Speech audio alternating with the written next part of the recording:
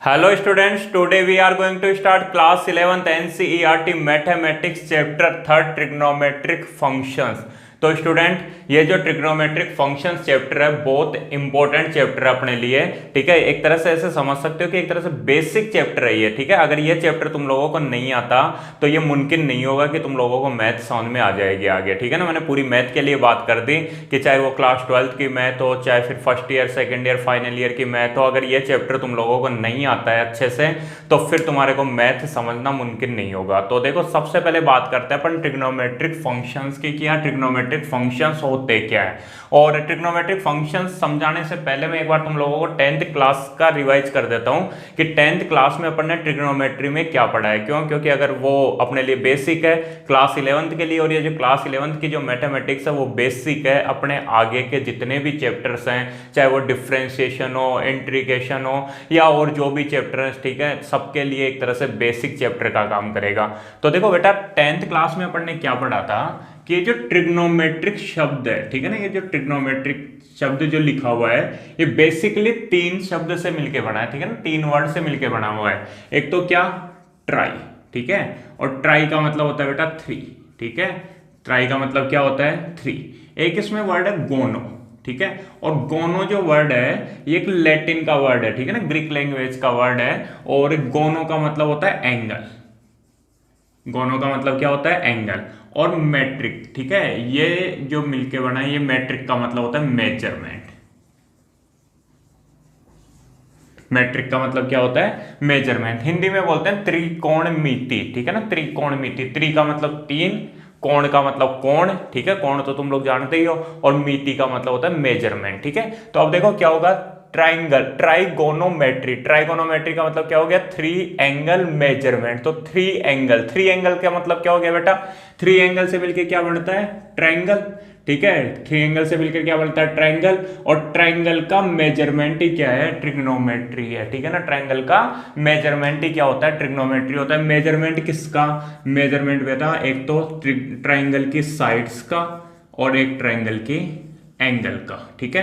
Triangle की sides का मतलब हिंदी में भुजाओं का, और एंगल का मतलब कोणों का, ठीक है। तो ट्रिग्नोमेट्री जो है, ट्रिग्नोमेट्री की जो डेफिनेशन की बात करो तो ट्रिग्नोमेट्री बेसिकली क्या है, तो ट्रिग्नोमेट्री मैथमेटिक्स की वो ब्रांच है, ट्रिग्नोमेट्री मैथमेटिक्स की वो ब्रांच है जिसमें अपन किसी ट्रायंगल, जिसमें अपन ध्यान रखना किसी ट्रायंगल बोल रहा हूं, किसी ट्रायंगल की साइड्स और एंगल्स के बीच में रिलेशन फाइंड करते हैं। ट्रिग्नोमेट्री मैथमेटिक्स की वो ब्रांच है जिसमें अपन किसी ट्रायंगल की साइड्स और एंगल्स के बीच में क्या करते हैं रिलेशन फाइंड करते हैं, ठीक है ना। ट्रायंगोनोमेट्री का, ट्राइगोनोमेट्री का मतलब समझ में आ गया। ट्राइगोनोमेट्री का एक लैटिन वर्ड है, ठीक है ना, पूरा जो वर्ड है ये लैटिन वर्ड ही है।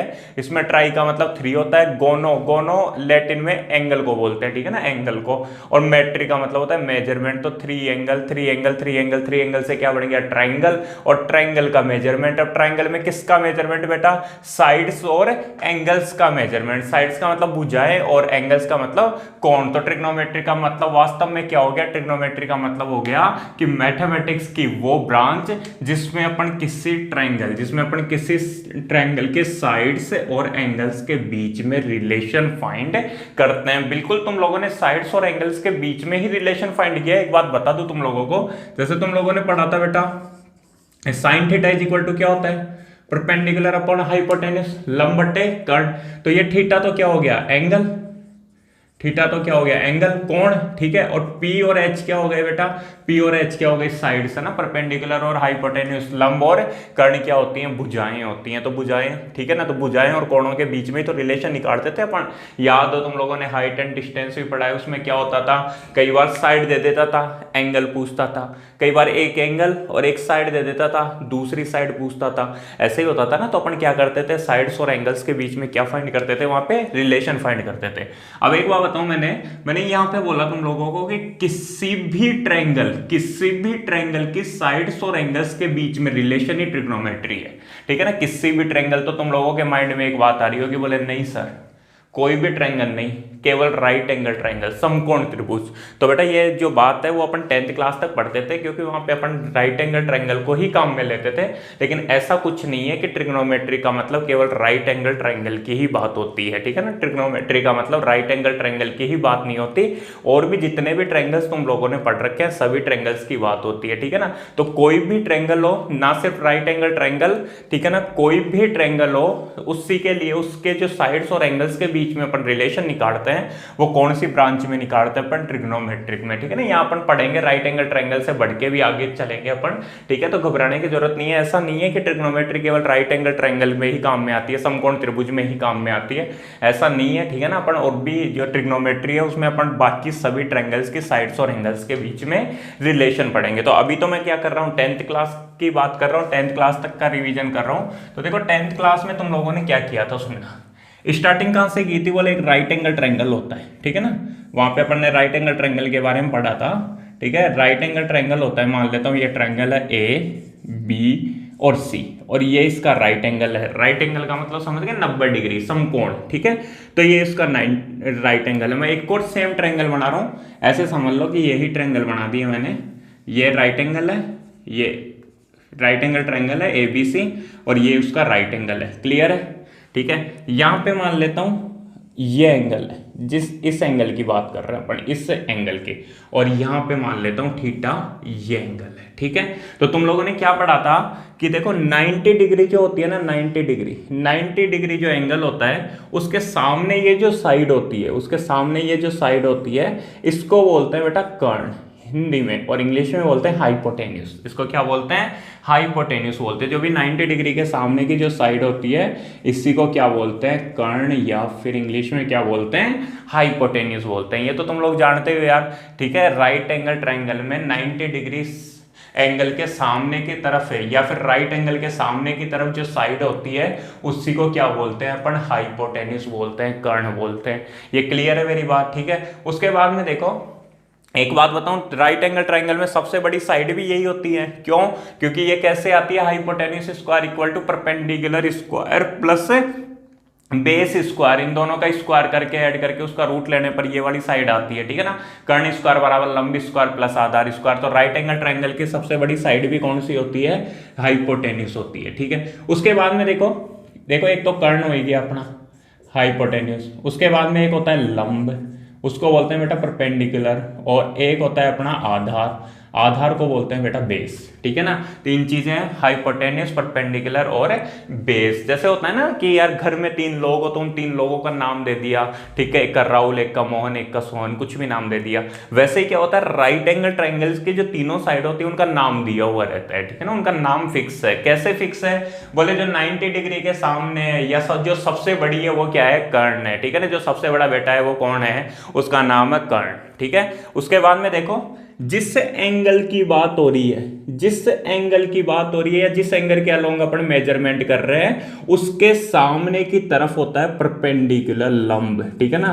लंब और आधार बदलते रहते हैं, ध्यान रखना, लंब और आधार बदलते रहते हैं। कर्ण फिक्स है, कर्ण तो 90 डिग्री के सामने फिक्स हो जाएगा। लेकिन जिस एंगल की बात हो रही है, जिस एंगल के अलोंग अपन बात कर रहे हैं, उसके सामने कौन होता है, परपेंडिकुलर होता है, ये P, ठीक है। यहाँ पे एंगल कहाँ है, यहाँ पे, तो इसके सामने की साइड में ये हो जाएगा, ये क्या हो जाएगा, लंब हो जाएगा, परपेंडिकुलर, ठीक है। और जो बच गया वो क्या हो जाएगा, आधार हो जाएगा, बेस। अपन क्या करते थे, देखो अपन नॉर्मली ऐसे कई स्टूडेंट्स के माइंड में ये बात आ जाती है कि हमेशा ये तो क्या होता है, परपेंडिकुलर होता है, और ये क्या होता है, बेस होता है। ऐसा नहीं है बेटा, ध्यान रखना। राइट एंगल में अपन जिस एंगल के अलोंग मेजरमेंट करेंगे, उसके सामने की तरफ तो लंब होता है, और जो बच जाता है वो आधार होता है, ठीक है ना। इस एंगल के सामने की बात हुई तो ये परपेंडिकुलर है, और जो बच गया वो क्या है, अपना बेस है, और ये हाइपोटेन्यूस हमेशा फिक्स होता है, ठीक है। ये बात पता है। उसके बाद में एक आती है पाइथागोरस थ्योरम, ठीक है ना, पाइथागोरस थ्योरम। तो पाइथागोरस थ्योरम क्या होती है, ये भी तुम लोग अच्छे से जानते हो, ठीक है। पाइथागोरस, देखो जब भी ये राइट एंगल ट्राइंगल आएगा ना, तब ये पाइथागोरस जरूर आ जाता है, ठीक है। राइट एंगल ट्राइंगल आएगा तो पाइथागोरस जरूर आ जाता है। और पाइथागोरस क्या बोल के चला गया था, पाइथागोरस या फिर बोधायन थ्योरम, ठीक है ना, बोधायन थ्योरम भी बोलते हैं, ठीक है। बोधायन थ्योरम या पाइथागोरस थ्योरम क्या है, बोले जो हाइपोटेन्यूस होता है, हाइपोटेन्यूस का मतलब कर्ण, तो हाइपोटेन्यूज का जो स्क्वायर होता है वो किसके इक्वल होता है, perpendicular square plus base square. Hypotenuse square किसके इक्वल होता है, perpendicular square plus base square. लंब स्क्वायर बराबर क्या होता है, कर्ण स्क्वायर प्लस आधार स्क्वायर। एक बात बता देता हूं, कुछ स्टूडेंट्स ऐसे लिखते हैं इसको हिंदी मीडियम में अपने, लंब स्क्वायर बराबर कर्ण स्क्वायर बराबर लंब स्क्वायर प्लस आधार स्क्वायर। ध्यान रखना ये के एल ए ये नहीं चलेगा इंग्लिश में बिल्कुल। एच का मतलब हाइपोटेन्यूज, पी का मतलब परपेंडिकुलर, बी का मतलब बेस। बेटा ये तो अपन ने जुगाड़ बना रखा है, के का मतलब कर्ण, ठीक है, के का मतलब कर्ण नहीं होता। ऐसे तो अपन ने इंग्लिश थोड़ी चल रही है यहाँ पे, के लिख दिया इंग्लिश में और बात कर रहे हैं हिंदी में कर्ण, ठीक है ना। ये जो लिखते हैं अपन ये बिल्कुल गलत है, ठीक है ना। इस तरीके से नहीं लिखना आप लोगों को कि कर्ण स्क्वायर बराबर लंब स्क्वायर, इस तरीके से लिख देना चाहे, कोई दिक्कत नहीं है। कै स्क्वायर कर्ण स्क्वायर बराबर लंब स्क्वायर प्लस आधार स्क्वायर, हिंदी में बात कर रहे हो तो इस तरीके से लिखना, या फिर ये बात लिखना hypotenuse square equal to perpendicular square plus base square. ये मत लिखना यार कर्ण स्क्वायर बराबर लंब स्क्वायर। कई बार तुम लोग क्या करते हो, जैसे साइन थीटा है, साइन थीटा बराबर लिखते हो लंब बट्टे कर्ण एल बट्टे के। ये केवल समझने के लिए, एग्जाम के लिए नहीं है, ठीक है। अगर आप कंपटीशन एग्जाम की तैयारी कर रहे हो तो आप कैसे भी लिखो, कोई फर्क नहीं पड़ता, ठीक है। चाहे के लिखो एल लिखो, तुम्हारी माइंड में सेट रहना चाहिए वो बात लिखो। लेकिन अगर अपन ये जो एग्जाम्स होती है अपने क्लास 12 के लेवल की इस टाइप की या 10th क्लास की बात करें तो उस टाइम पे इस टाइप से मत लिखा करो यार, के साइन थीटा इक्वल टू लंब बटे कर्ण, मतलब एल बटे के लिख दिया, एल का मतलब लंब, के का मतलब कर्ण। ये तो जुगाड़ बना रखे हैं अपन ने, तो इन जुगाड़ों पे मत चलना। बिल्कुल इंग्लिश में सही है, इंग्लिश में एच का मतलब हाइपोटेन्यूज, पी का मतलब परपेंडिकुलर, बी का मतलब बेस, ठीक है। तो इंग्लिश में सही है H square equal to P square plus B square, लेकिन हिंदी में इस तरीके से मत लिख देना एल लंब, ठीक है। हाँ फॉर्मूले वगैरह जब अपन लिखेंगे तो समझने के लिए लिख देंगे, ठीक है, लेकिन ऐसा बाकी जगह नहीं कि एग्जाम में भी अपन लिख के आ गए। तो अभी अपन ने क्या बात करी, अभी अपन ने बात करी एक राइट एंगल ट्रायंगल की। राइट एंगल ट्रायंगल में मैंने क्या बताया कि 90 डिग्री जो एंगल होता है, 90 डिग्री उसके सामने की तरफ, 90 डिग्री के सामने की तरफ ये क्या होता है, हाइपोटेन्यूज होता है, कर्ण, ठीक है। जिस एंगल की बात होगी उसके सामने क्या होता है, लंब, ठीक है। और जो बच गया वो क्या होता है, आधार। यहाँ पे कर्ण, इस एंगल के सामने लंब, और ये क्या हो गया, आधार बेस, ठीक है। ये बातें क्लियर हो गई होंगी।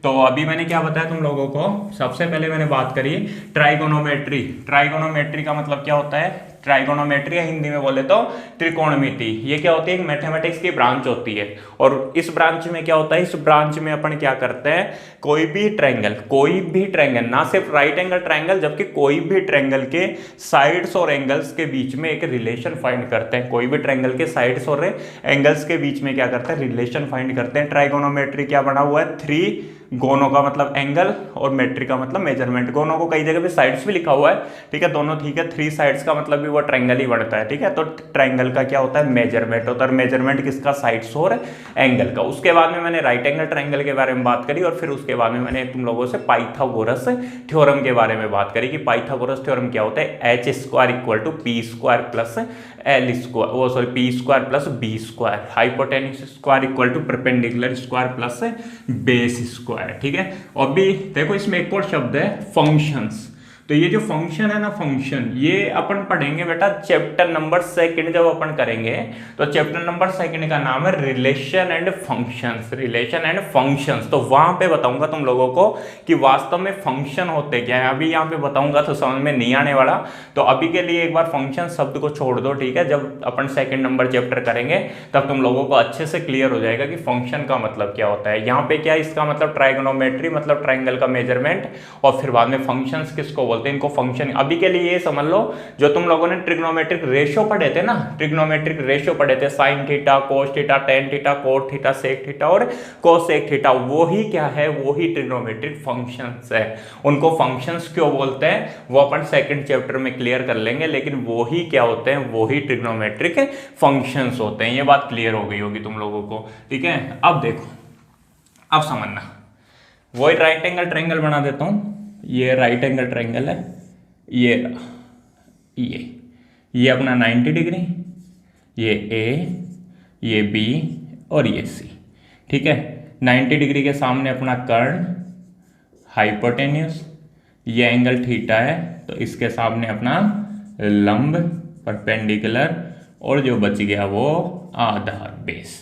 तो ट्रिग्नोमेट्री की शुरुआत कहाँ से हुई? देखो ट्रिग्नोमेट्री की शुरुआत अब तो तुम लोगों को आता होगा। ट्रिग्नोमेट्री में क्या हुआ था कि सबसे पहले ये जैसा राइट एंगल ट्रायंगल है, राइट एंगल ट्रायंगल है, तो इसमें क्या हुआ, इसके साइड्स का रेशो लिया गया, इसकी जो साइड्स है उसका रेशो लिया गया एक फिक्स एंगल के लिए। इस एंगल को जैसे फिक्स कर दिया तुम लोगों ने, फिक्स करने का मतलब जैसे 30 डिग्री कर दिया, सुनना मेरी बात, 30 डिग्री कर दिया।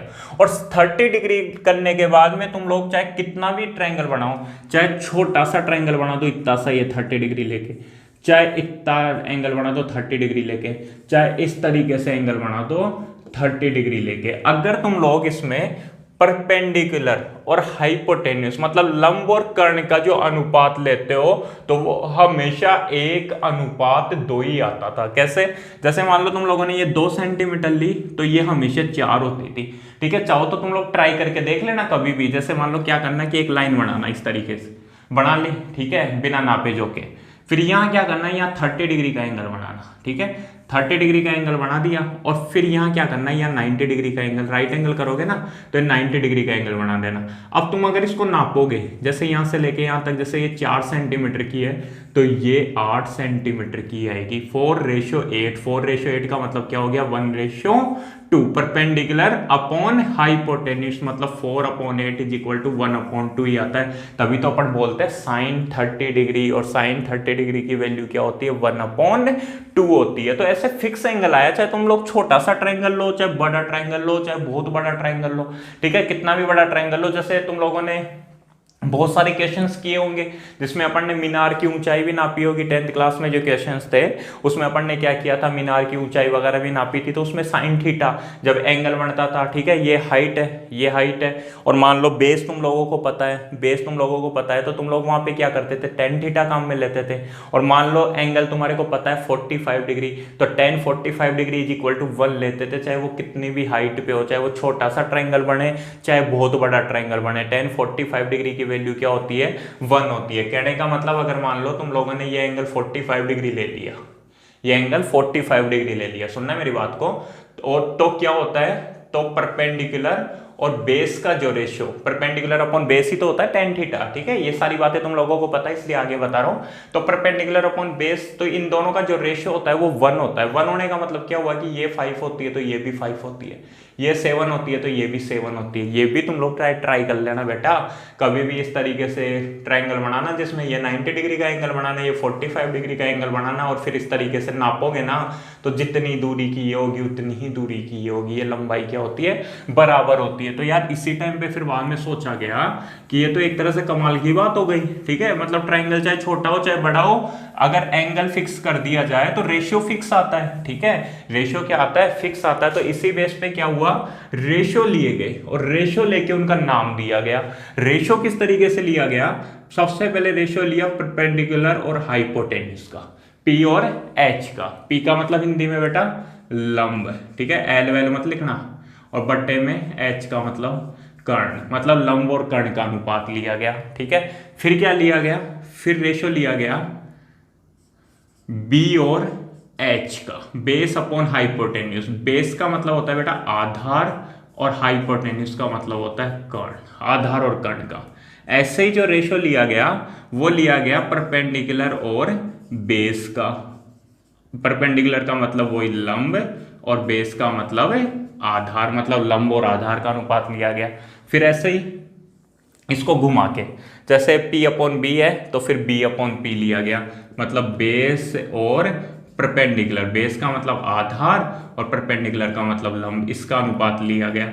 ऐसे ही देखो H और B का अनुपात लिया गया, H और B, H का मतलब हाइपोटेन्यूस कर्ण और बेस का मतलब आधार, और ऐसे ही किसका लिया गया, H और P का अनुपात लिया गया। H का मतलब हाइपोटेन्यूस कर्ण और बेस परपेंडिकुलर का मतलब लंब, कर्ण बट्टे लंब, इस तरीके से अनुपात लिया गया।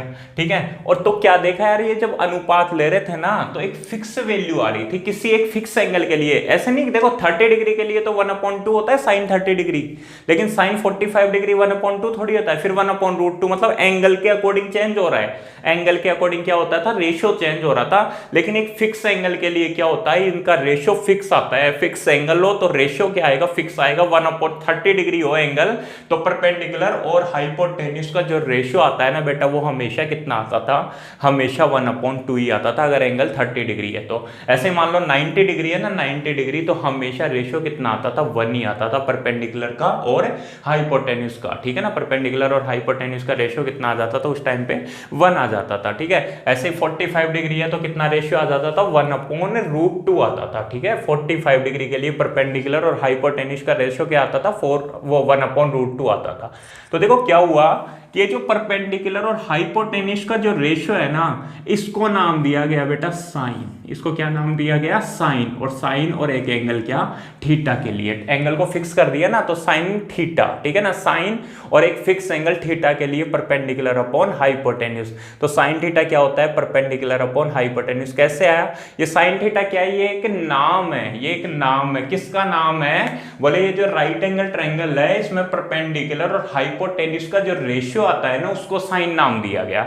और साइन के आगे ये जो थीटा लिखा हुआ है इसी को क्या बोलते हैं, एंगल बोलते हैं। बेटा अंग्रेजों ने दिया था इसलिए अंग्रेजी नाम थे, साइन, कोस, टेन, कोट, सेक, कोसेक। अपने हिंदुस्तानी देते तो हिंदुस्तानियों की तरह नाम हो जाते, मांगीलाल, सोहनलाल, रामलाल, सीतालाल, ये लाल वो लाल। लाल क्या हो जाता है, ये जो थीटा है इसको लाल बोलने लग जाते हैं। ठीक है ना, मांगीलाल। फिर वहां में दूसरा क्या होता है, ऐसे बेस अपॉन हाइपोटेन्यूज, आधार बट्टे कर्ण क्या होता है, सोहनलाल।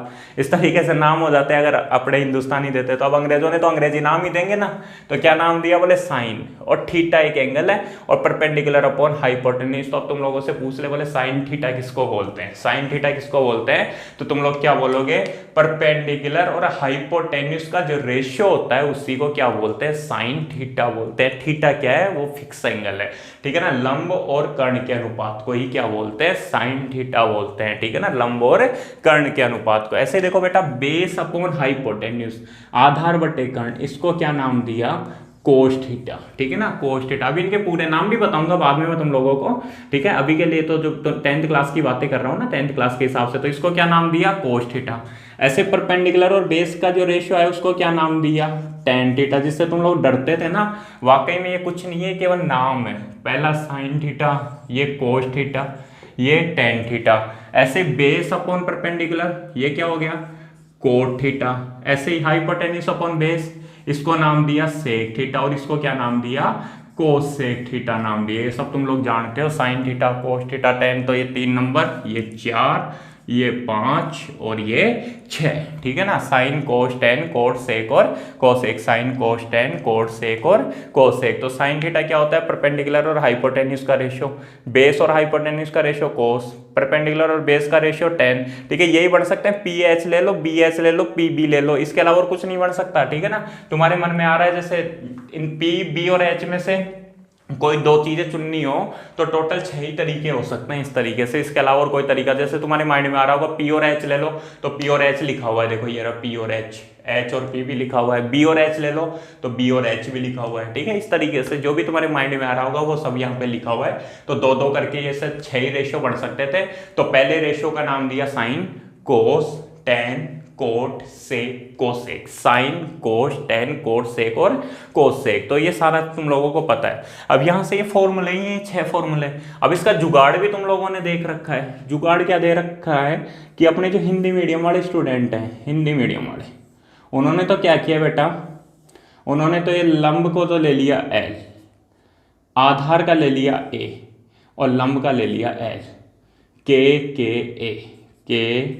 के ए, इस तरीके से 10वीं में याद कर रखा है। और अपने अंग्रेजी मीडियम वाले जो हैं, इंग्लिश मीडियम वाले, उन्होंने क्या ले रखा है, परपेंडिकुलर, बेस और हाइपोटेन्यूज।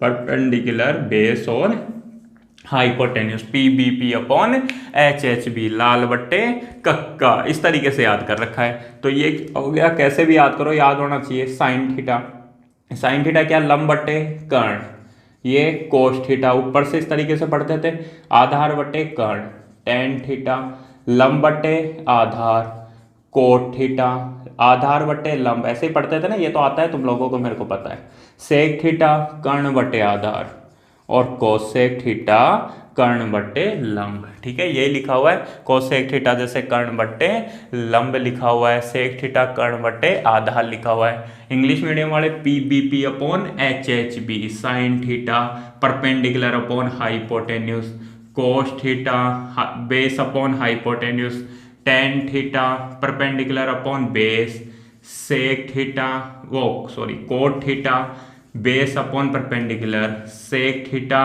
हाइपोटेन्यूस अपॉन बेस, और cosec theta hypotenuse upon perpendicular. कैसे भी याद कर लिया होगा तुम लोगों ने, एल एल बटे के लाल बटे कक्का, इधर की तरफ P B P upon H H B, Pandit Badri Prasad हर हर बोले, कैसे भी यार याद किया होगा। हाँ, एक मज़ेदार शानदार वाला मज़ा ही आ जाता है बोलने में, पाकिस्तान बिकाऊ प्रदेश हिंदुस्तान हरा भरा, और भी बोलते हैं ना पाकिस्तान बेईमान प्रदेश हिंदुस्तान हरा भरा, पाकिस्तान बेकार प्रदेश हिंदुस्तान हरा भरा। इस पाकिस्तान के बारे में तो जितना बोलो उतना ही कम है, ठीक है ना। हाँ, लेकिन फिर ज़्यादा शब्द निकल जाएंगे तो वो अच्छा नहीं रहेगा क्लास में। तो P B P upon H H B, ठीक है, कैसे भी करके तुम लोगों ने याद किया होगा। तो ये सबसे पहले 6 फॉर्मूले आए। ये फॉर्मूले कहाँ से आए कि यार क्या हुआ कि जब एक राइट एंगल ट्रायंगल था, एक समकोण त्रिभुज था, तो उसमें जब भुजाओं का अनुपात लिया, साइड्स का जब रेशियो लिया, दो साइड्स का जब रेशियो लिया, तो वो एक फिक्स एंगल के लिए फिक्स रेशियो आ रहा था। फिक्स एंगल के लिए क्या आ रहा था, फिक्स रेशियो आ रहा था। तो उनका नाम दे दिया, कैसे नाम दिया, sine cos tan cot sec और कोसेक। ये जो sine cos tan cot sec और कोसेक है, ये केवल नाम है और कुछ नहीं है, केवल और केवल क्या है, नाम है। तो शुरू में तुम लोगों ने ये 6 फॉर्मूले पढ़े, फिर इन्हीं 6 फॉर्मूलों से बहुत सारे और फॉर्मूले पढ़े हैं तुम लोगों ने, ठीक है। तो जैसे वो फॉर्मूले बता देता हूं तुम लोगों को।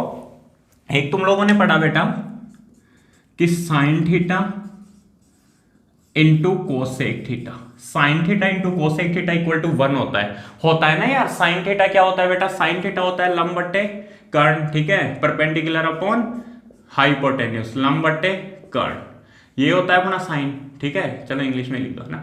और कोसेक थीटा क्या होता है, हाइपोटेन्यूस अपॉन परपेंडिकुलर। ये तो पी से पी कट गया, एस से एच कट गया, कितना आएगा, एक ही तो आना है, ठीक है। तो sine theta into cosec theta क्या होता है, 1 होता है। ऐसे ही क्या पढ़ा तुम लोगों ने, cos theta into sec theta भी क्या होता है, 1 होता है। अरे कोस का उल्टा सेक होता है। और तीसरा क्या पढ़ा था तुम लोगों ने, tan theta into cot theta equal to भी क्या होता है, 1 होता है। ये 3 फॉर्मूले पढ़े, साइन इंटू कोसेक, कोस इंटू सेक और टेन इंटू कोट। तो इनका मल्टीप्लाई करने पर क्या आता है, 1 आता है। अब यहीं से कुछ फॉर्मूले बनते हैं। यहां से कैसे फॉर्मूले बनेंगे, देखो एक फॉर्मूला बनेगा, 6 फॉर्मूले लिख दिए थे 7वें नंबर पे। साइन थीटा, ये सब नोट डाउन करना है तुम लोगों को कॉपी में, है ना। साइन थीटा इक्वल टू क्या होता है, 1 upon cosec theta, sine theta equal to 1 upon cosec theta, ठीक है। ऐसे ही देखो 8वें पे कोस थीटा, 9वें पे टेन थीटा, 10वें पे कोट थीटा, 11वें पे सेक थीटा और 12वें पे कोसेक थीटा। तो sine theta equal to 1 upon cosec theta, और ऐसे cosec theta, cosec theta equal to 1 upon sine theta, cosec theta equal to 1 upon sine theta, समझ गए। Sine equal to 1 upon cosec और cosec equal to 1 upon sine. ऐसे cos और sec, cos और sec, तो cos theta equal to 1 upon sec theta, cos theta equal to 1 upon sec theta, और sec theta equal to 1 upon cos theta, ठीक है। ऐसे tan और cot, तो tan theta equal to 1 upon cot theta, tan theta equal to 1 upon cot theta, और cot theta is equal to 1 upon tan theta. तो 6 फॉर्मूले तुम लोगों ने ये वाले पढ़े थे, ठीक है ना। साइन, तो साइन और कोसेक, साइन और कोसेक, तो sine theta equal to 1 upon cosec theta और cosec theta equal to 1 upon sine theta. ऐसे ही कोस और sec, cos theta equal to 1 upon sec theta और sec theta equal to 1 upon cos theta. और ऐसे tan और cot, ठीक है, tan theta equal to 1 upon cot theta और cot theta equal to 1 upon tan theta. ये फॉर्मूले पढ़े थे। उसके बाद में देखो बेटा, तुम लोगों ने कुछ ट्रिग्नोमेट्रिक आइडेंटिटीज पढ़ी थी, ठीक है, वो बता देता हूं। एक पढ़ी तुम लोगों ने sine square theta plus cos square theta equal to 1, sine square theta plus cos square theta equal to 1, ये 13 नंबर पे लिख देते हैं, ठीक है। Sine square theta plus cos square theta equal to 1। एक तो ये पढ़ा था तुम लोगों ने। एक तुम लोगों ने देखो पढ़ा कि sec square theta equal to 1 plus tan square theta, या तो ऐसे पढ़ा होगा या पढ़ा होगा sec square theta minus tan square theta equal to 1। वो तो कैसे भी पढ़ लिया होगा तुम लोगों ने, कोई फर्क नहीं पड़ता। और एक तुम लोगों ने पढ़ा 15 नंबर दिख रहा है, cosec square theta equal to 1 plus cot square theta. तो इस तरीके से, या फिर पढ़ा होगा cosec square theta minus cot square theta equal to 1। तो साइन स्क्वायर थीटा तरीके भी सीख लिए होंगे कि इनको भी याद नहीं करना, तो इनके भी जुगाड़ थे। अरे अपन इंडियंस है यार, अपन हर चीज का जुगाड़ देख लेते हैं। वो लाल बट्टे कक्का जुगाड़ ही था, ठीक है। पीबीपी अपॉन एच भी बोले यार कौन याद करेगा, पता नहीं, कई बार परपेंडिकुलर अपॉन बेस हो जाता है, कई बार बेस अपॉन परपेंडिकुलर हो जाता है, तो बना दिया जुगाड़। ऐसे इसके भी जुगाड़ है। एक तो sine square theta plus cos square theta equal to 1, ये तो आता ही है। एक कोसेक स्क्वायर थीटा, लास्ट में कोसेक है तो cosec square theta equal to 1 को छोड़ दो, इस सेक को छोड़ दो और कोट पे चले जाओ, तो कोसेक स्क्वायर थीटा बराबर 1 को छोड़ के आगे चले जाओ प्लस कोट स्क्वायर थीटा, तो कोसेक स्क्वायर थीटा बराबर 1 plus cot square theta. Sec square theta बराबर 1 को छोड़ के टेन पे चले जाओ तो 1 प्लस टेन स्क्वायर थीटा। और भी तरीके हैं यार, वो बहुत सारे, वो ट्रायंगल सा बना के, ठीक है ना, हेक्सागोन बना के, इस टाइप से बहुत सारे तरीके होते हैं। तो वो अब तरीकों पे नहीं रहना अपने को, अभी 11th क्लास अब अपने को डायरेक्टली याद होना चाहिए ना। 10th क्लास की जब वीडियो बनाऊंगा तो वहां पे सीख लेना, अगर किसी को सीखना हो तो, ठीक है ना। बहुत सारे तरीके होते हैं। तो sine square theta plus cos square theta equal to 1। अब तुम्हें डायरेक्टली पता होना चाहिए यार, देखो sine square theta plus cos square theta equal to 1, तो यहां से तुम लोगों ने पढ़ा है कि sine square theta equal to 1 minus cos square theta, और cos square theta equal to 1 minus sine square theta. पढ़ रखा है तुम लोगों ने कि sine square theta plus cos square theta equal to 1 होता है, बिल्कुल होता है। Sine square theta equal to 1 minus cos square theta होता है, cos square theta equal to 1 minus sine square theta होता है। ये तुम लोगों को सबको पता होगा, ठीक है ना। Sine square theta plus cos square theta equal to 1, sine square theta equal to 1 minus cos square theta, और cos square theta equal to 1 minus sine square theta. ऐसे देखो बेटा, sec square theta equal to 1 plus tan square theta, इसमें भी तुम लोगों को तीनों याद रखनी है। तो एक तो sec square theta equal to 1 plus tan square theta, ध्यान देना मेरी बात। अगर यहां से टेन स्क्वायर थीटा निकालो तो यहां से, तो देखो tan square theta equal to, इस टेन को ही याद रख लिया, तो सेक स्क्वायर थीटा और प्लस 1 इस साइड में आएगा तो माइनस 1, ठीक है ना। Tan square theta equal to sec square theta minus 1, ये ठीक है, ध्यान रख जाएगा। यहां ध्यान रखना 1 माइनस है या सेक स्क्वायर थीटा माइनस 1 है। और ऐसे ही मैं पूछूं तुम लोगों से, यहां से एक और याद रख सकते हो, sec square theta plus tan square theta इस साइड में आएगा तो minus tan square theta is equal to 1, sec square theta minus tan square theta equal to 1, बढ़ा सकते हो, कोई दिक्कत नहीं है। ऐसे देखो इसमें मैं पूछूं तुम लोगों से, कोट स्क्वायर थीटा क्या होगा रे, कोट स्क्वायर थीटा, तो कोट स्क्वायर थीटा क्या होगा, देखो कोसेक स्क्वायर थीटा तो है ही, कोसेक स्क्वायर थीटा और प्लस 1 इस साइड आएगा तो माइनस का 1 हो जाएगा। और ऐसे ही cosec square theta minus cot square theta equal to 1, cosec square theta plus cot square theta इस साइड में आएगा तो minus cot square theta equal to 1। अब तुम्हें डायरेक्टली याद होने चाहिए, देखो sine square theta equal to 1 minus cos square theta, sine square theta equal to 1 minus cos square theta, cos square theta equal to 1 minus sine square theta, tan square theta equal to 1 वो sec square theta minus 1, tan square theta equal to sec square theta minus 1, cot square theta equal to cosec square theta minus 1, उसके बाद sec square theta is equal to 1 plus tan square theta, और cosec square theta equal to 1 plus cot square theta. देखो लिख के बताता हूं, sine square theta, cos square theta, tan square theta, cot square theta, sec square theta और cosec square theta. Sine square theta जानते हो 1 minus cos square theta, cos square theta 1 minus sine square theta, sine square theta 1 minus cos square theta और cos square theta 1 minus sine square theta. तो ये दोनों तो तुम्हें आते हैं। Sec square theta equal to 1 plus tan square theta और cosec square theta equal to 1 plus cot square theta, ये भी आते हैं, ठीक है। Sine square theta equal to 1 minus cos square theta, cos square theta equal to 1 minus sine square theta, sec square theta equal to 1 plus tan square theta और cosec square theta equal to 1 plus cot square theta. बच गए ये दो, तो tan square theta tan square theta equal to तो sec square theta minus one, ten square theta equal to sec square theta minus one, याद होने चाहिए directly. और cot square theta equal to cosec square theta minus one, ठीक है ना। ऊपर है one minus cos square theta, one minus sine square theta, यहाँ sec square theta minus one, cosec square theta minus one, और one plus tan square theta और one plus cot square theta. तो ये सब चीजें तुम लोगों ने पढ़ रखी है। उसके बाद देखो, उसके बाद में कुछ एक फॉर्मूले तुम लोगों ने फर्स्ट क्वाड्रेंट के लिए पढ़े थे, ठीक है ना। फर्स्ट क्वाड्रेंट के लिए कुछ ऐसे थे कि इफ थीटा, थीटा क्या हो, 0 डिग्री से ज्यादा हो और 90 डिग्री से कम हो। तो तुम लोगों ने कुछ एक फॉर्मूले पढ़ रखे हैं। कौन कौन से पढ़ रखे हैं वो देखो। एक फॉर्मूला पढ़ा था तुम लोगों ने, कौन से नंबर का आएगा, 16 नंबर का। एक पढ़ा था कि साइन थीटा इक्वल टू, चलो लिख देता हूं, एक तो साइन थीटा का, एक कोस थीटा का, एक टेन थीटा का, एक कोट थीटा, एक सेक थीटा और एक cosec theta. Sine cos tan cot sec और कोसेक के लिए तो साइन थीटा और कोस थीटा में रिलेशन था, टेन और कोट में था, सेक और कोसेक में था। तो साइन थीटा इक्वल टू था बेटा कोस 90 डिग्री माइनस थीटा, ठीक है ना। साइन थीटा इक्वल टू क्या होता था, कोस 90 डिग्री माइनस थीटा, और cos theta is equal to होता था साइन 90 डिग्री माइनस थीटा। बहुत डिटेल में बात करेंगे इस फॉर्मूले के बारे में, ठीक है ना। जो 90 डिग्री माइनस थीटा, ये साइन थीटा क्यों हुआ, कैसे हुआ, इन सब के बारे में अपन डिटेल में बात करेंगे। देखो ऐसे टेन थीटा इक्वल टू होता था कोट 90 माइनस थीटा, और कोट थीटा इक्वल टू होता था टेन 90 माइनस थीटा। ऐसे सेक थीटा इक्वल टू होता था कोसेक 90 माइनस थीटा, और कोसेक थीटा इक्वल टू होता था सेक 90 डिग्री माइनस थीटा। उम्मीद करता हूँ ये फॉर्मूले तुम सबको पता होंगे।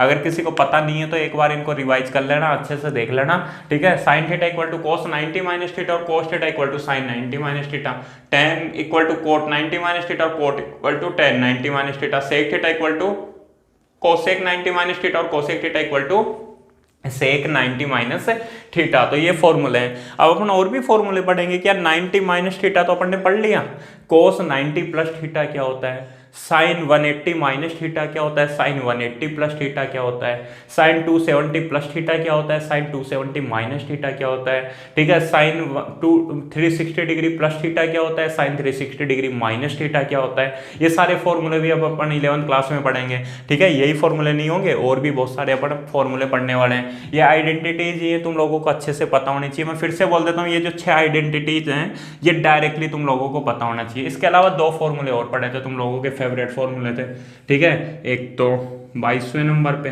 और एक 23वें नंबर पे, ठीक है।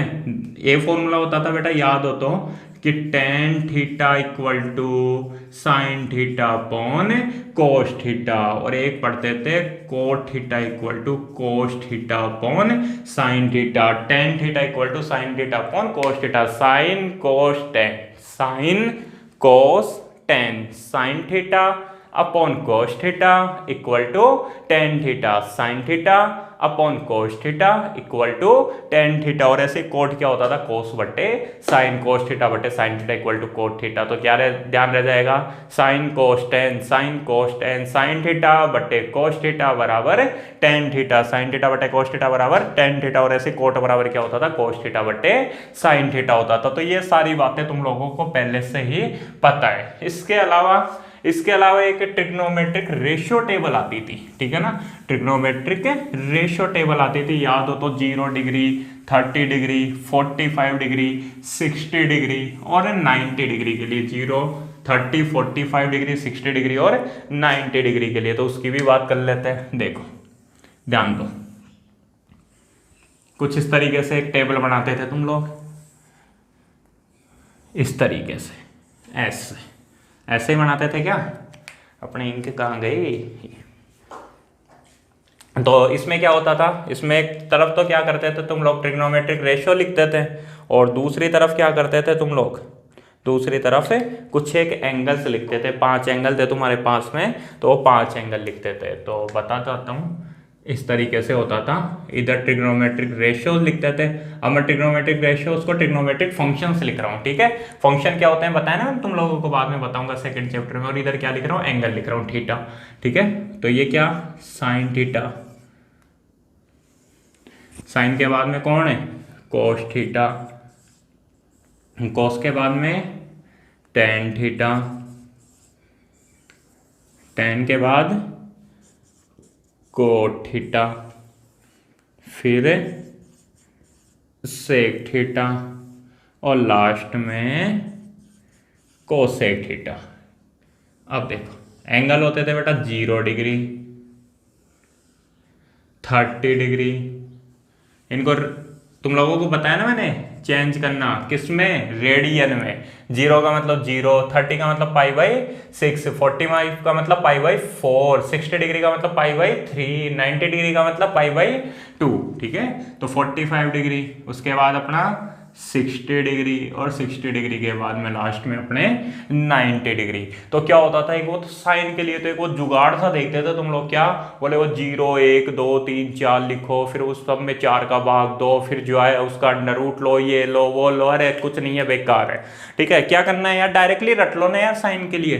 साइन 0 0, साइन 0 0, साइन 90 की वैल्यू 1, साइन 0 की वैल्यू 0, साइन 90 की वैल्यू 1, साइन 30, साइन 30 डिग्री की वैल्यू 1/2, आधा, 0 आधा 1, 0 1/2 का मतलब आधा रे यार, है ना। 1/2 का मतलब हाफ, 0 हाफ 1, 0 आधा 1, ठीक है। साइन देखो कैसे, 0 आधा और आखिरी में 1, बच गए ये 2, याद कर लो। ये 1/2 तो ये 1/√2, वो 1/2 तो ये 1/√2, और ये कितना, √3/2। वो सब बकवास है, वो टेबल से उस तरीके से बढ़ाना है ना। जैसे ही देखो 0 आधा 1, यहाँ 1/2 तो यहाँ 1/√2, और यहाँ पे √3/2, यही तो 5 ही तो है यार। 0 आधा आखिरी में 1, या 1/2 तो यहाँ 1/√2, और फिर √3/2, याद हो जाएगा। तो साइन के लिए याद हो जाएंगे। उसके बाद देखो कोस, कोस तो बहुत ईजी है। CO का मतलब बेटा कॉपी, किसकी कॉपी, एस की कॉपी। एस का मतलब कौन है, साइन की कॉपी कर दे भाई, ठीक है ना। CO का मतलब कॉपी कर दे, एस का मतलब साइन। ऐसे मत समझ लेना कि COS कॉपी ऑफ एस इसलिए बना है नाम, इसलिए नहीं बना है, ठीक है। ये तो वैसे ही मैंने जुगाड़ देख रखा है। तो क्या हो जाएगा, कॉपी हो जाएगी भाई। किसकी कॉपी हो जाएगी, एस की। एस का मतलब कौन, साइन की कॉपी हो जाएगी। अब साइन एम ही थोड़ी कॉपी करवा देगा, पहले क्या करेंगे, साइन के लगाएंगे कि चाटा, चांटा लगेगा तो क्या होगा, ये सारे के सारे इस तरीके से आके इधर घूम जाएंगे। तो कैसे कॉपी होती है बेटा, सीधी कॉपी नहीं होती, उल्टी होगी। कैसे, पहले 1 1, फिर √3/2, उसके बाद 1/√2, उसके बाद 1/2, और फिर 0। ये सब आता है, तुम लोगों को आता है ना। उसके बाद देखो टेन, टेन थीटा होता है बेटा sine theta upon cos theta, sine theta upon cos theta equal to tan theta. Sine में कोस से डिवाइड करोगे तो क्या आएगा, टेन आएगा। तो 0/1, ऊपर 0 उत्तर 0, याद कर लेना, ऊपर 0 उत्तर 0, ठीक है ना। 0/1 का मतलब क्या, 0। ऐसे देखो इसको इससे डिवाइड करोगे तो 2 से तो 2 कैंसिल, ऊपर क्या बचा 1, अपॉन में क्या बचेगा, √3, तो 1/√3, ये पूरा ही कट जाएगा, 1 बचेगा। √2 से √2 गया, 1/1 का मतलब भी 1 बचेगा। यहाँ 2 से 2 चला जाएगा, क्या बचेगा, ऊपर √3, अपॉन में बचेगा 1, तो √3/1 का मतलब √3, और 1/0, 1/0 ध्यान रखना, इनफाइनाइट नहीं मत लिख देना, है ना। इनफाइनाइट वो सब गलत था, है ना। इनफाइनाइट क्यों लिखते थे, इनफाइनाइट क्यों लिखते थे उसकी बाद में बात करेंगे अपन। इनफाइनाइट क्यों लिखते थे, वास्तव में क्या होता है, नॉट डिफाइंडेबल होता है। क्या होता है, नॉट डिफाइंडेबल। नॉट डिफाइंडेबल किसको बोलते हैं, वो नॉट डिफाइंडेबल का मतलब होता है बेटा जिसकी कोई डेफिनेशन ही नहीं हो, जिसकी कोई डेफिनेशन ही नहीं हो। ध्यान रखना, कभी भी अपोन में 0 आ जाए ना, अपोन में 0, तो वो नॉट डिफाइंडेबल होता है। ऊपर 0 उत्तर 0, जैसे 0/5, 0/5, तो ऊपर 0 उत्तर 0 आ गया, 0/5 का 0, ठीक है। लेकिन 5/0 आ गया तो वो होगा बेटा नॉट डिफाइंडेबल। नॉट डिफाइंडेबल होगा, इनफाइनाइट मत लिखना, ठीक है। ये जो अपने जो एनसीईआरटी वगैरह की बुक्स है इसमें तो चेंज भी हो चुका है, वो तो आरबीएससी में चल रहा है, वो जो चल रहा है वो चल रहा है, ठीक है। तो इसलिए ध्यान रखना, ये नॉट डिफाइंडेबल होता है। इसकी भी बात करूंगा नॉट डिफाइंडेबल क्यों, अभी थोड़ी देर में बताता हूँ, है ना। उसके बाद देखो ये नॉट डिफाइंडेबल, ठीक है। इसमें क्या करना है, CO का मतलब वही कॉपी, T का मतलब 10 की कॉपी, तो नॉट डिफाइंडेबल √3, फिर 1, फिर 1/√3 और लास्ट में 0। उसके बाद में सेक थीटा। सेक कैसे आता है? 1/cos theta. अरे कोस का उल्टा, तो 1 का उल्टा 1, √3/2 का उल्टा 2/√3, 1/√2 का उल्टा √2/1, √2/1 का मतलब √2, 1/2 का उल्टा 2 और फिर 0, 0 का उल्टा। देखो 0 का उल्टा, 0 का मतलब कुछ नहीं और उल्टे का मतलब, अरे विलोम शब्द पढ़े है ना, 0 का मतलब कुछ नहीं, उसका उल्टा मतलब बहुत कुछ, और बहुत कुछ का मतलब अनंत, और अनंत का मतलब वास्तव में क्या है यहाँ पे? नॉट डिफाइंडेबल। देखो ऐसे है बेटा, 0 का उल्टा करना है तो 0 का मैं मान सकता हूँ 0/1, और 0/1 का उल्टा करोगे तो 1/0, जो ऊपर 0 था वो उल्टा करने पर कहाँ आ जाएगा? नीचे आ जाएगा। नीचे आते क्या हो गया? वो नॉट डिफाइंडेबल हो गया, ठीक है ना, नॉट डिफाइंडेबल हो गया। फिर CO का मतलब वही कॉपी सेक की, ठीक है, तो क्या होगा? नॉट डिफाइंडेबल 2√2, 2/√3 और 1। अब तुम लोग सोच रहे होगे कि बोले सर जी ये तो पहले ही आती थी, काहे को बनवाया, काहे को टाइम खराब किया? बेटा बिल्कुल तुम लोगों को पहले आती थी, लेकिन लेकिन लेकिन अब तुम लोगों को डायरेक्टली वैल्यू आनी चाहिए। ये जितनी भी वैल्यू लिखी हुई है ना, ये डायरेक्टली पता होनी चाहिए। जैसे ही मैं तुम लोगों को बोलूं कि cos 60 डिग्री, तो तुम्हारे माइंड में से आवाज आनी चाहिए सर 1/2। क्या आनी चाहिए? 1/2। मैं तुम लोगों से पूछूं बोले सेक 60 डिग्री क्या होगा, तो सेक 60 डिग्री कितना होता है? 2, ठीक है ना। सेक 60 डिग्री कितना होता है? 2। ये डायरेक्टली पता होना चाहिए। कैसे? ऐसे सोच लेना है 1 सेकंड के लिए, क्या सेक 60 डिग्री पूछ रहे हैं सर, तो सेक किसका उल्टा होता है रे? कोस का उल्टा होता है। अब कोस 60 डिग्री की वैल्यू क्या होती है? बोले कोस 60 डिग्री की वैल्यू वही होती है जो साइन 30 डिग्री की। साइन 30 का मतलब 1/2, कोस 60 की वैल्यू 1/2, और 1/2 का उल्टा क्या? 2/1, 2/1। ऐसे देखो tan के लिए याद होनी चाहिए। जैसे tan के लिए tan 0 की 0 और लास्ट में नॉट डिफाइंडेबल। tan 45 डिग्री की वैल्यू 1, ये तुम लोगों को याद है 10th क्लास से ही, बहुत सारे इक्वेशंस किए हैं। tan 30 का मतलब 1/√3 और tan 60 का मतलब √3। tan 30 का मतलब 1/√3 और tan 60 का मतलब √3। जैसे मैं तुम लोगों से पूछूं कि कोसेक 45 डिग्री की वैल्यू बताओ, तो यार कोसेक किसका उल्टा होता है रे? कोसेक उल्टा होता है बेटा साइन का, तो साइन 45 क्या होता है? 1/√2, तो कोसेक 45 डिग्री √2/1, √2/1 का मतलब क्या? √2, ठीक है। ऐसे कोट 60 डिग्री, तो कोट 60 डिग्री ये ना, जो tan 30 डिग्री था 1/√3, तो ये कितना हो जाएगा? 1/√3 हो जाएगा, ठीक है। इन सब बातों का ध्यान रखना है तुम लोगों को अच्छे से, ठीक है, और इन सबको ध्यान रखना है। ये चीज ध्यान रखना, नीचे 0 आते ही क्या? नॉट डिफाइंडेबल। तो अब ये जो टेबल है ये डायरेक्टली तुम लोगों को पता होनी चाहिए, डायरेक्टली याद होनी चाहिए। जैसे पूछ रहा हूँ कोस 60 डिग्री, अब कोस 60 डिग्री की वैल्यू 1/2। ऐसे मैं पूछ रहा हूँ कोस 30 डिग्री, कोस 30 डिग्री की वैल्यू √3/2, ठीक है। ये सारी थोड़ी थोड़ी थोड़ा थोड़ा तुम लोग याद कर लोगे, लर्न कर लोगे, तो ये सारी टेबल तुम लोगों को डायरेक्टली याद हो जाएगी। अब इसके बाद में क्या होगा? देखो इसके बाद में क्या होगा, अपने जो 11th क्लास में है यहाँ पे अपन ने 90 डिग्री तक पढ़ रखा है, 90 डिग्री तक। अब अपन 90 डिग्री से भी आगे बढ़ेंगे, जैसे 120 डिग्री, ठीक है। साइन 120 डिग्री क्या होता है? साइन 150 डिग्री क्या होता है? साइन 360 डिग्री क्या होता है? साइन 720 डिग्री क्या होता है? साइन 1440 डिग्री क्या होता है? Sign 1440 degree. साइन 1800 डिग्री क्या होता है? साइन 2400 डिग्री क्या होता है? साइन 2430 डिग्री क्या होता है? ये सारी बातें अब अपन पढ़ेंगे, ठीक है ना। क्लास 11th में इन सबकी वैल्यू फाइंड करना सीखेंगे अपन। क्या एंगल 360 डिग्री से ज्यादा भी होते हैं? क्या इस क्वेश्चन का भी आंसर मिलेगा? क्यों? क्योंकि अपना जो फर्स्ट टॉपिक आएगा वो एंगल ही आएगा, ठीक है ना। जो एंगल होता है ना, एंगल शब्द कोण, ठीक है ना, कि कोण क्या होता है, कोण कितने डिग्री तक होते हैं, ये सारी बातें अपन सीखने वाले हैं आगे। तो उसके लिए सबसे पहले तुम लोगों को ये जो अपनी टेबल है ये तुम लोगों को अच्छे से लर्न होनी चाहिए। अगर ये टेबल तुम लोगों को पता है तो कोई दिक्कत नहीं आएगी ना, कम से कम ये टेबल तो तुम लोगों को पता होनी चाहिए, ठीक है। जो भी एंगल है वो पता होने चाहिए। साइन के लिए वो जो चौतला सा होता था वो जो लिखते थे ना तुम लोग, वो 1 2 3 4 0, है ना, इस तरीके से लिख के 4 से डिवाइड करके, वो सब छोड़ो, ठीक है। उसके बाद देखो, उसके बाद एक एक्स्ट्रा टॉपिक बताता हूँ, एवं लिखना नहीं है, भाग देना सिखाता हूँ तुम लोगों को, भाग देना, है ना, कि भाग का मतलब समझ गए, मैं डिवाइड करना सिखाता हूँ। जैसे मान लो, सुनना मेरी बात आराम से, जैसे मान लो तुम्हें 20 को 5 से डिवाइड करना है, 20 को 5 से। मान लो तुम लोगों को 50 को या 10 को 2 से डिवाइड करना है, ठीक है। मान लो तुम लोगों को 20 या फिर 26 को 13 से डिवाइड करना है, या फिर तुम लोगों को 50 को 10 से डिवाइड करना है, 70 ले लेते हैं, 70 को 10 से डिवाइड करना है, ठीक है। इस तरीके से बात करते हैं डिवाइड की। आता है यार तुम लोगों को, 500 के 20, दो पचे 10 है ना, हाँ आता है, इंटेलिजेंट हो मैं मानता हूँ। ऐसे मान लो तुम लोगों को 0 को डिवाइड करना है 2 से, ओके। तुम लोगों को 0 को डिवाइड करना है 5 से, ठीक है। 0 को डिवाइड करना है बेटा 10 से, ठीक है ना।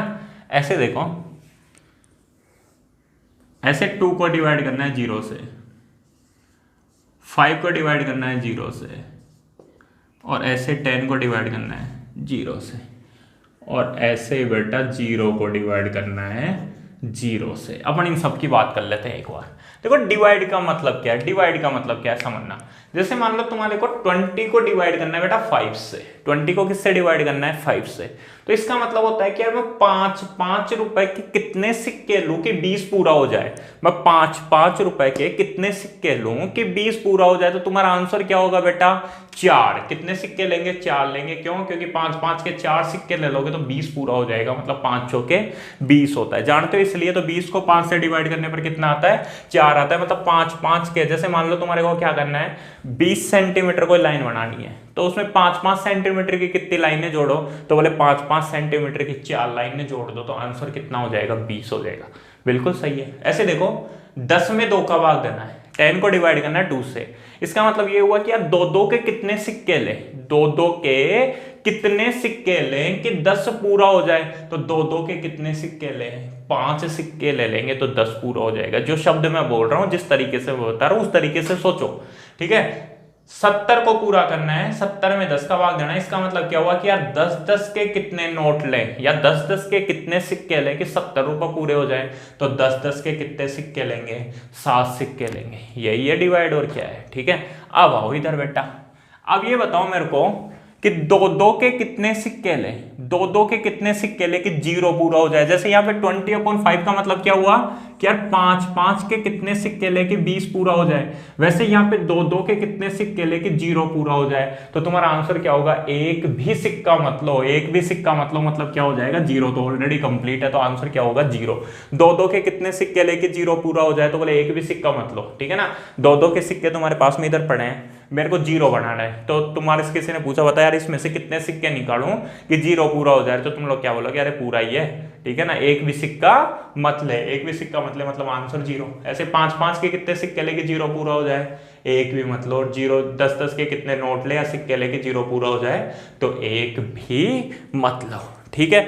अब आओ इधर, अब मैं ऐसा पूछ रहा हूं यार, ये बताओ मेरे को 2/0 मतलब 0 के कितने सिक्के लें, 0 के कितने सिक्के लें कि 2 पूरा हो जाए। बोले गुरुजी 0 का तो सिक्का ही नहीं होता, यही बोलोगे 0 का तो सिक्का ही नहीं होता। ये नहीं पूछ रहा मैं सिक्का होता है या नहीं होता, लेकिन मेरे को ये बताओ कितने 0 लें, कितने 0 लें कि 2 पूरा हो जाए, कितने 0 लें कि 2 पूरा हो जाए। अब तुम आंसर दो, अब तुम लोग आंसर दो, तो बेटा तुम्हारा कोई आंसर ही नहीं हो सकता। तुम लोग आंसर देने की कोशिश करोगे लेकिन वो आंसर सही नहीं है। जैसे मान लो 0 के कितने सिक्के लें, तो 2/0, एक वो तो इनफाइनाइट सिक्के ले लेंगे तो 2 पूरा हो जाएगा क्या, 0 ले लो तुम लोग इनफाइनाइट बार और उनको जोड़ो, तो क्या 2 पूरा हो जाएगा क्या, नहीं होगा ना, नहीं होगा। ऐसे मान लो तुम्हारे में किसी का उत्तर आ रहा हो 0, मतलब 0 के एक भी सिक्का मतलब 2 पूरा हो जाएगा क्या, नहीं होगा। 0 के कितने सिक्के ले बेटा कि 2 पूरा हो जाए, तो तुम्हारा आंसर क्या होगा, यहां तक तो आएगा लेकिन जबान से बाहर नहीं आ सकता। क्यों, क्योंकि तुम लोग अगर 0 बोलना चाहोगे, मैं बोलूँ कि यार 0 मान लो 0 का कोई सिक्का होता, मैं पूछता जिसकी कोई वैल्यू नहीं होती मार्केट में, अब मैं बोलता कि यार 0 के कितने सिक्के ले कि 2 पूरा हो जाए, 2 रुपये पूरे हो जाए, तो तुम लोग क्या बोलोगे, यार 0 के एक भी सिक्का मत लें। क्या तुम लोगों ने सही बोल दिया क्या, 0 के एक भी सिक्का नहीं लेंगे तो 2 पूरा हो जाएगा क्या, 2 तो पूरा नहीं हुआ। बहुत सारे सिक्के ले ले, अरे बहुत सारे ले लेंगे तो 0 पूरा हो जाएगा क्या, तब भी पूरा, वो 2 पूरा हो जाएगा क्या, 2 पूरा नहीं होगा। इसका मतलब यार क्या आंसर दे, इसका क्या आंसर दे, तो इसकी कोई डेफिनेशन ही नहीं है, अपने जबान में से आंसर ही बाहर नहीं आ सकता। मैं बोलूं कि यार 0 के कितने सिक्के ले, मार्केट में 0 रुपए चल रहे होते हैं तो कितने सिक्के लेते कि 2 पूरा हो जाता, तो तुम्हारा आंसर क्या होगा कि यार नहीं, इसका तो कोई आंसर ही नहीं निकल सकता मेरे मुंह से, मतलब जबान में से आंसर बाहर नहीं आएगा, ठीक है ना। तुम्हारे माइंड में चल रहा हो अरे सर ऐसे थोड़ी होता है, सोचो सोचो कितने सिक्के ले 0 के, तुम लोग बोलोगे 0 तो भी उत्तर गलत है। क्यों, क्योंकि 0 के 0 सिक्को ले लोगे तो 2 थोड़ी बन जाएगा, और तुम लोग बोल दोगे 100 तो भी गलत है। 0 0 के 100 सिक्के ले लोगे तो 2 थोड़ी बनेगा, ना बने, ठीक है। तुम लोग बोल दोगे इनफाइनाइट, तो 0 0 के इनफाइनाइट सिक्के ले लोगे तो क्या 2 पूरा हो जाएगा? क्या नहीं होगा दादा, नहीं होगा। इसका मतलब क्या हुआ कि इसकी कोई डेफिनेशन नहीं है, और इसकी कोई डेफिनेशन नहीं है तो इसको बोलते हैं नॉट डिफाइंडेबल, ठीक है ना, नॉट डिफाइंडेबल। नॉट डिफाइंडेबल का मतलब इसकी कोई डेफिनेशन नहीं है, इसकी कोई डेफिनेशन नहीं है। आरी भाषा में हिंदी में बोलते हैं अपरिभाषित। अपरिभाषित का मतलब इसकी कोई परिभाषा नहीं है, इसकी कोई परिभाषा बोल ही नहीं सकते, जबान में से बात ही बाहर नहीं आएगी, इसलिए इसको बोलते हैं नॉट डिफाइंडेबल। ऐसे 0 0 के कितने सिक्के ले कि 5 बन जाए तो नॉट डिफाइंडेबल। 0 0 के कितने सिक्के ले कि 10 बन जाए तो नॉट डिफाइंडेबल, ठीक है। तो ये 2/0 मतलब जब भी अपॉन में 0 आएगा तो वो क्या होता है? नॉट डिफाइंडेबल। तो आप बोल रहे होगे बोले सर फिर बाद में हम लोगों ने 1/0 का मतलब इनफाइनाइट क्यों पढ़ा? 1/0 का मतलब है इनफाइनाइट क्यों पढ़ा? 0/1 तो तुम लोगों ने 0 पढ़ रखा है, ये तो कोई दिक्कत नहीं है। 1 1 के कितने सिक्के लो, एक भी मत लो, 0 है ना इसका मतलब। लेकिन ये 1/0 का मतलब इनफाइनाइट क्यों पढ़ा? तो वास्तव में बेटा ये 0 नहीं मानते फिर इसको कैलकुलेशन के लिए। जब अपन 10th क्लास में वो जो इनफाइनाइट लिखते थे उसमें इसको 0 नहीं मानते थे, इसको मानते थे कि मान लो 0.00001 है। अब क्या करो कि ऐसे 0.00001 के अनंत सिक्के ले लो, अनंत सिक्के ले लो तो एक दिन आके एक पूरा हो जाएगा। 0.0001 के बहुत सारे सिक्के ले लो, इनफाइनाइट सिक्के ले लो तो 2 पूरा हो जाएगा, ठीक है। लेकिन 0 के लिए थोड़ी होगा, जब तक ये 0 है तब तक ये नॉट डिफाइंडेबल है। लेकिन अगर इसको 0 पॉइंट समथिंग मान ले, 0 पॉइंट समथिंग मान ले तब क्या हो जाएगा? तब फिर इनफाइनाइट आंसर आएगा, ठीक है। ऐसे देखो 0/0, अब 0/0 की कहानी भी समझो कि यार 0/0 का आंसर क्या होता है कि 0 को 0 से डिवाइड करने पर क्या आता है। तो बताओ मेरे को 0 0 के कितने सिक्के ले कि 0 आंसर 0 बन जाए? तो एक भी सिक्का नहीं लोगे तो काम हो जाएगा। मान लो तुम लोग बोल दिए बोले 0 0 के 5 सिक्के ले लो। अब 0 0 0 0 को 5 बार जोड़ोगे तो क्या आएगा रे? 0। तो उत्तर 5 भी सही है, 10 भी सही है, 20 भी सही है, 50 भी सही है, 100 भी सही है। मतलब 0 0 के 100 सिक्के ले लोगे तो भी क्या बन जाएगा? 0।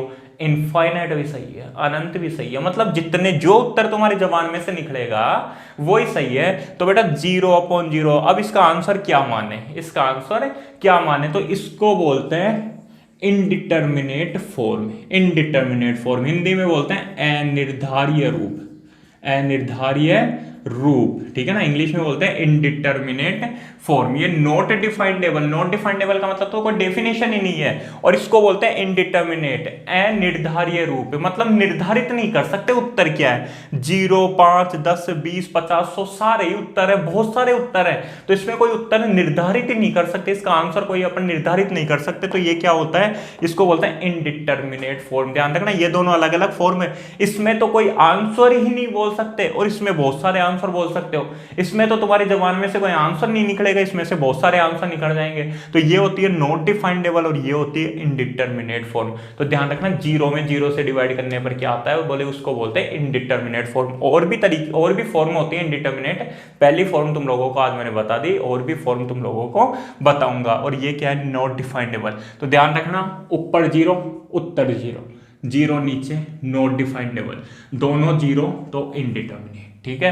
1/0 नॉट डिफाइंडेबल, 0/1 0 और 0/0 इनडिटर्मिनेट फॉर्म, नॉट वो क्या बोलते हैं अनिर्धारीय रूप, ठीक है ना। कुछ भी निर्धारित नहीं कर सकते इसका आंसर। क्लियर मेरी बात है?